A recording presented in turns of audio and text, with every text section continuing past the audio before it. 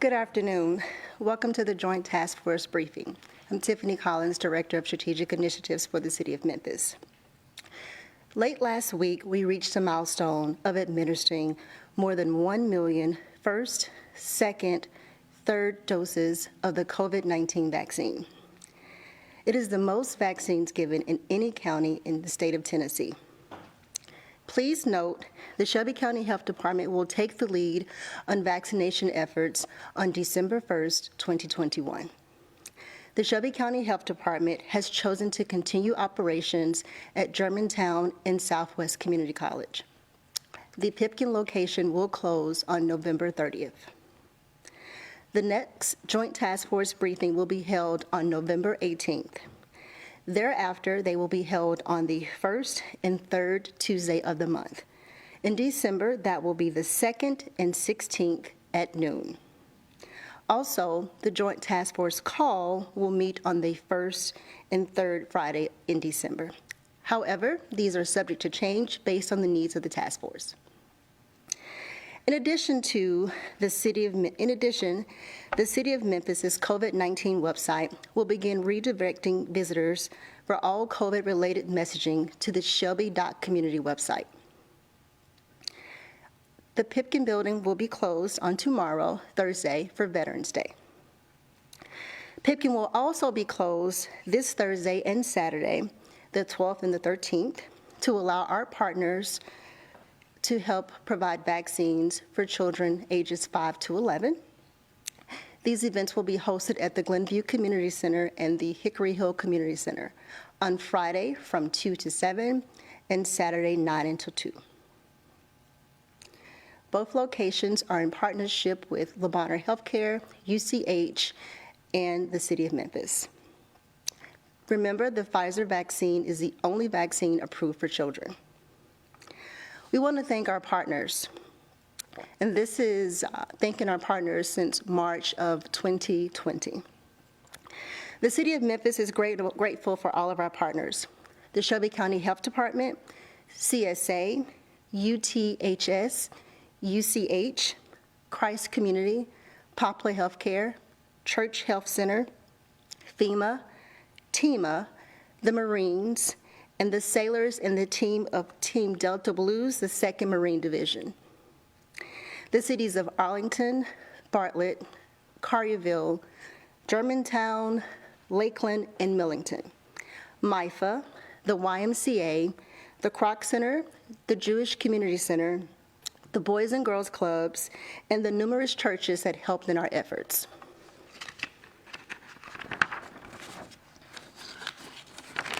Since March of 2000, the City of Memphis divisions and employees have helped in the effort of testing, vaccinating, contact tracing, informing, and pitching in wherever the call for help was needed.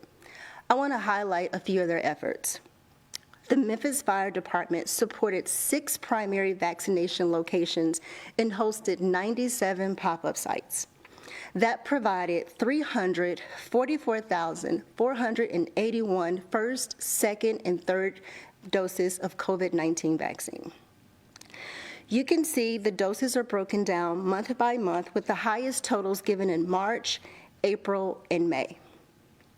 Our healthcare navigator team administered 13,320 doses to homebound and homeless individuals and at community and on-demand events.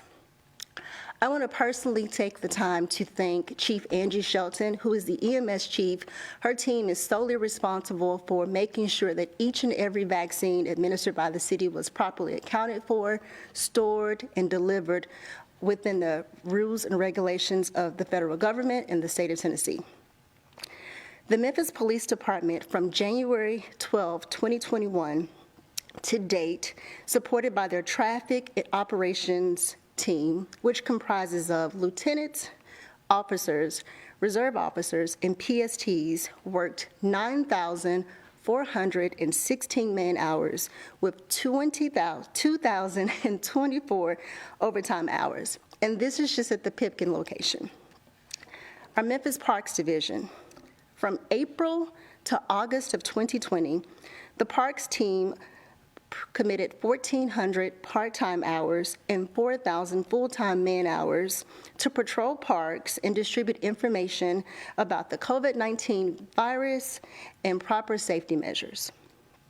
The community centers have hosted testing, vaccination events, and food distribution for youth and families. Parks, along with the YMCA, served 720,000 meals in 2020 and 147,000 meals in 2021. Sorry about that. Our Parks team, along with MIFA, served 32,000 meals to seniors. Our Human Resources team, along with various divisions, assigned 57 city employees to the Shelby County Health Department from April through July of 2020 and provided 9,000 man-hours to support this effort. Our communications team had just under 1.5 million unique visits to the City of Memphis COVID-19 website, with 3.5 unique page views since its inception of March of 2020. We created the Mask of Memphis campaign in both English and Spanish, provided 18 radio and television PSAs, and created over 107 new collateral pieces and 134 variations. We want to thank Blue Cross Blue Shield, Memphis Brand, and La Prensa Latina. The Memphis Libraries.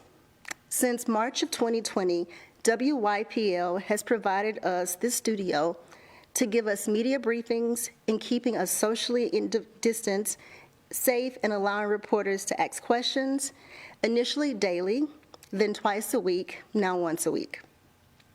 In addition, the 211 call takers from December of 2020 to November of 2021 have taken more than 60,000 calls related to testing, vaccinations, needs for food, rent, and utility assistance. Our public education efforts included a phone bank and a door-to-door canvas team. As of last week, our phone bank team made over 118,000 calls and reached over 61,000 people. As of May 24th through today, in zip codes 38106, 38126, 38109, 38114, 38115, 38141, 38122, 38127, 38116, and 38107, our 34 canvassers knocked on over 33,000 doors, and they supported 156 on-demand vaccines. Our door-to-door campaign will continue throughout the month of November. I want to personally thank the General Services Division. They have supported lunches, vaccines, testing. They provided PPE to every division throughout the city of Memphis, and they continue to support our Pipkin location daily. There are many, many other examples of city divisions and partners, but the city of Memphis is grateful for all the help and to all of those who have been a part of our efforts. Thank you.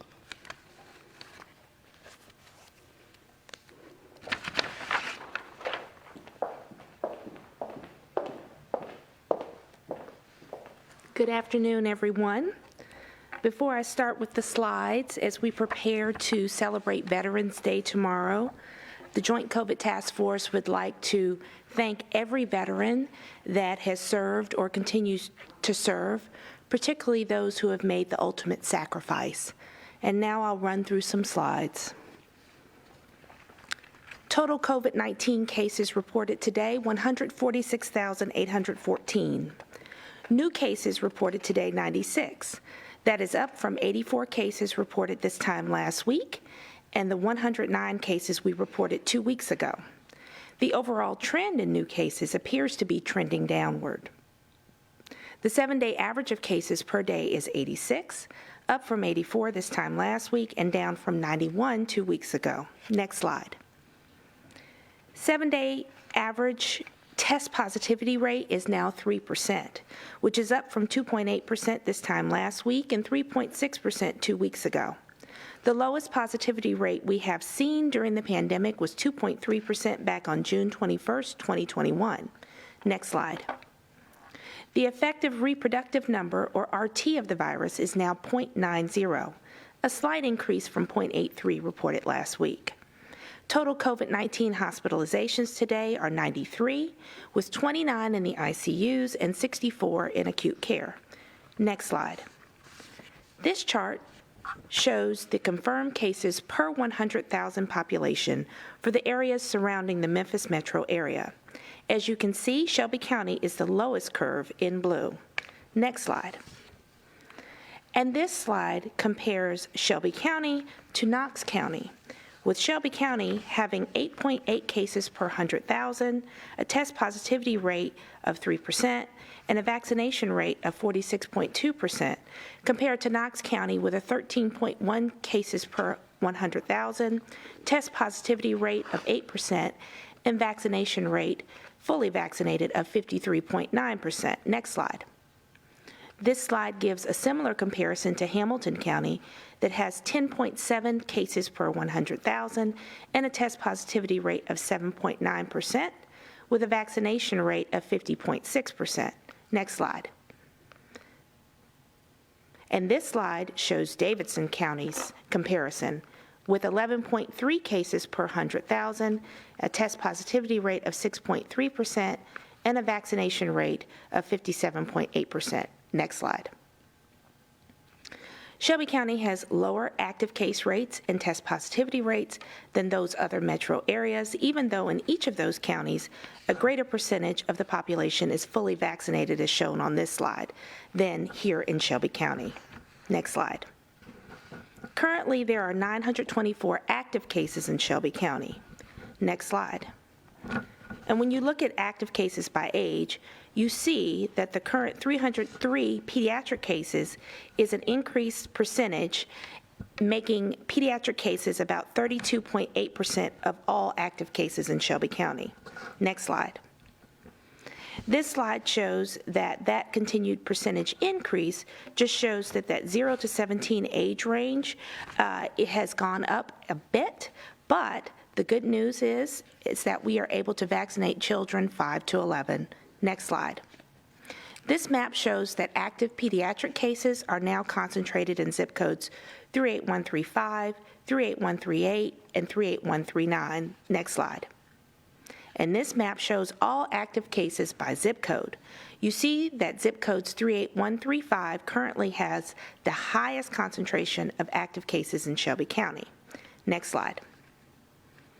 Regarding vaccinations, currently 54.2% of the eligible population has received at least one dose of vaccine.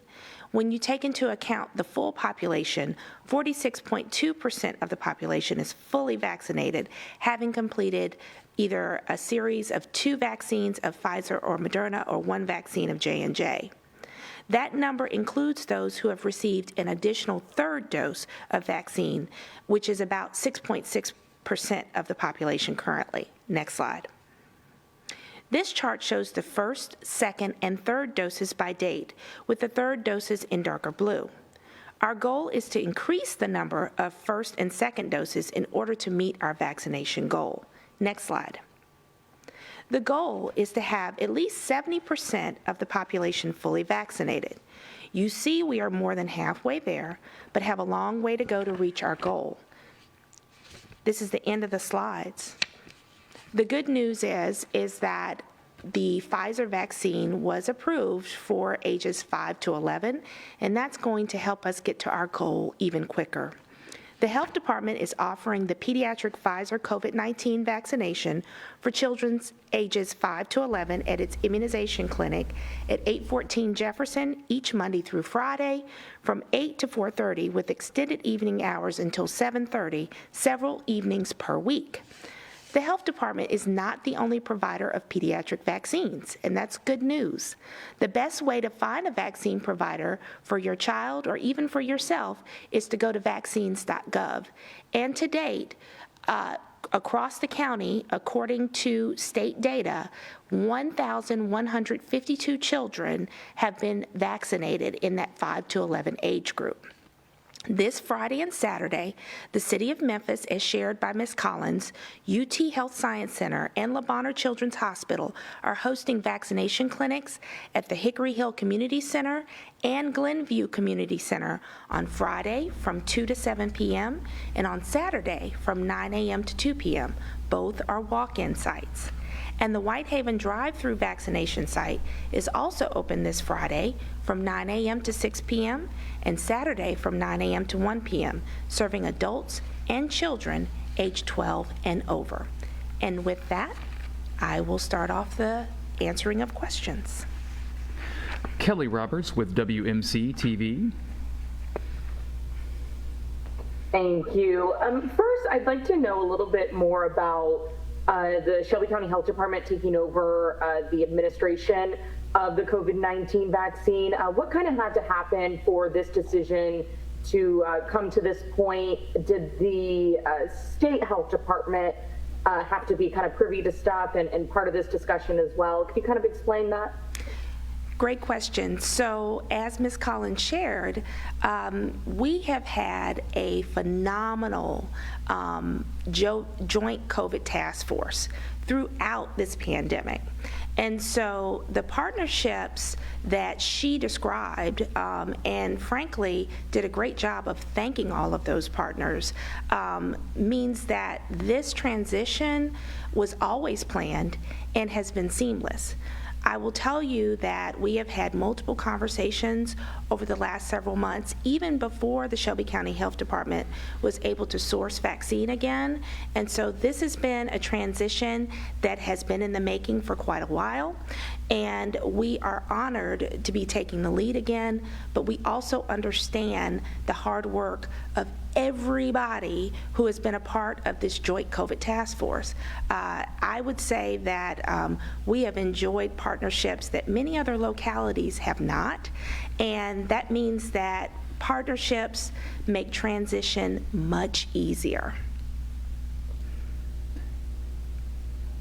And the Tennessee's COVID-19 omnibus bill that was passed just last month, at the end of last month, it could go into effect here any day now. At this point, I know that the county mask mandate in schools still stands. Do you have guidance for schools at this point with this possible effect date for this bill possibly right around the corner? So the guidance for schools has not changed. There is still a universal mask requirement in our K through 12 schools, daycares, and pre-Ks, and until that bill actually goes into effect, the guidance will not change. With that said, we are encouraging parents to really consider, if they have not already done so, to take advantage of the fact that the Pfizer vaccine has been approved for children ages 5 to 11. That's just going to give that extra layer of protection that frankly many families have been waiting for almost an entire year. And we're super excited to be one of many providers in the county offering that vaccine and also pushing to have entire families who have not been vaccinated yet to finally take advantage of being vaccinated against COVID-19. Julian Paris, Fox 13 Memphis. Good afternoon, everybody. I wanted to touch back on the the kids being able to get the COVID vaccine, and you mentioned a little bit about how many have been vaccinated, but I was wondering if that's in Shelby County or if that's just across the state. That's actually in Shelby County to date, and I will tell you that we believe that that number is going to continue to rise. At least at the Shelby County Health Department, we've been vaccinating about 120 to 150 kids a day, and we know that the big box pharmacies, Walmart, Walgreens, CVS, have also been vaccinating children. So we are tracking that to see how many kids in that 5 to 11-year-old age range are receiving vaccine, and we expect that that number will continue to rise, particularly as more partners come on board to be able to vaccinate that age group. And we're super excited that City of Memphis, Le Bonheur, and UT will be joining us in that effort. Julian, did you have a follow-up? Yes. Are there any updates that parents should know about now in regards to getting their kids vaccinated? Like, are they able to go through those drive-thrus, or is that still kind of up in the air and being discussed?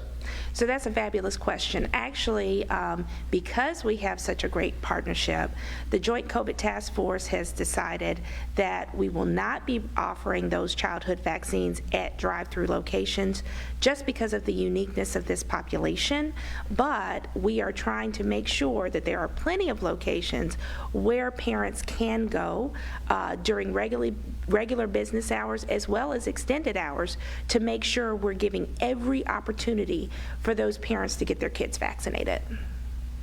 Kelly Roberts, WMC TV. Thank you. Just wanted to circle back around with the first question that I had asked. So can you tell me, when it comes to the state health department, did they have to approve this transition once again for you all taking the lead on vaccine administration for the county?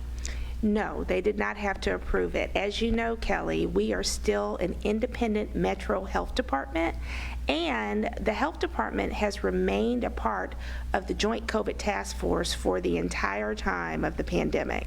And so, like I said, there have been conversations over the past several weeks and months expecting that this transition would happen, and now what you're seeing is a peaceful transition and a natural order of things, given all of the amazing work that the City of Memphis and related partners have done to make sure that over 1 million residents in Shelby County have already been vaccinated with at least one dose of vaccine. Hannah Grabenstein, MLK 50. Hi, good afternoon. Sorry if I missed this, but is Pipkin being closed because it is no longer experiencing the same demand that it had been experiencing before? And I do have a follow-up. So I will answer part of this question, and if Ms. Collins wants to come up and finish answering, I will give her the opportunity to do so. But from what I understand, the Pipkin has not had the volume of demand that it had initially, but I will let her come and answer that more completely than I can.